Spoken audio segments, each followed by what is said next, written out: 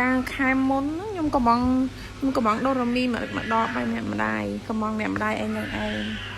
ឥឡូវញ៉ាំអស់ហើយញ៉ៃចំខ្ញុំបាត់យំទៅបាត់ច្រើនសល់បន្តិចហ្នឹងដល់ហើយចឹងទៅ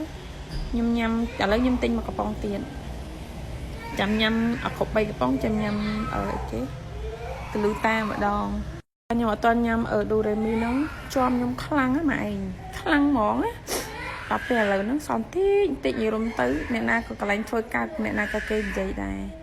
គេថាឆ្ងល់មុខបាត់លឿនអីអញ្ចឹងហើយខ្ញុំញ៉ាំជួនកាលខ្ញុំញ៉ាំតែមួយគ្រាប់ហ្នឹងមួយថ្ងៃឥឡូវហ្នឹងអ្នកកន្លែងធ្វើការខ្ញុំគាត់ចង់ដឹងអាថ្នាំដោះធំហ៎ម៉ែដោះធំហ្នឹងគាត់ចង់និយាយថាញ៉ាំប៉ុន្មានកំប៉ុងដឹងប្រសិទ្ធភាព